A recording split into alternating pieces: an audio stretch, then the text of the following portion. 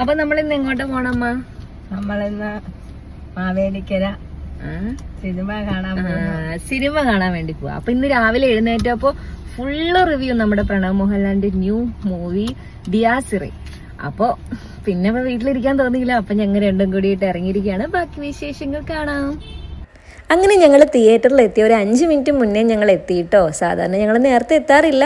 പിന്നെ ഒരു പോപ്കോൺ വാങ്ങിച്ചു. പോപ്കോൺ ഇല്ലാതെ എന്ത് സിനിമ കാണലല്ലേ. അങ്ങനെ ഇതാ നമ്മുടെ സിനിമ സ്റ്റാർട്ട് ചെയ്തു.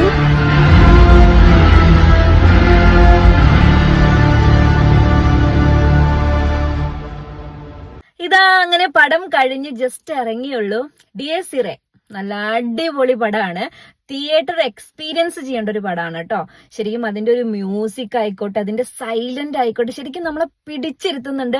ഒരു സ്ഥലത്ത് പോലും നമ്മളെ ബോറടിപ്പിക്കുന്നില്ല. പിന്നെ നല്ല രീതിക്ക് ഞെട്ടാനുണ്ട് കേട്ടോ. നല്ല ഹൊറർ മൂവി തന്നെയാണ്.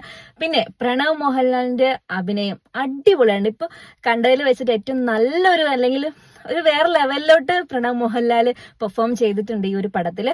അപ്പൊ ആരും തന്നെ മിസ് ചെയ്യണ്ട, തിയേറ്ററിൽ പോയിട്ട് തന്നെ കണ്ടോളൂ. ഞെട്ടാനും കൂടി റെഡി ആയിക്കോളൂ കേട്ടാ.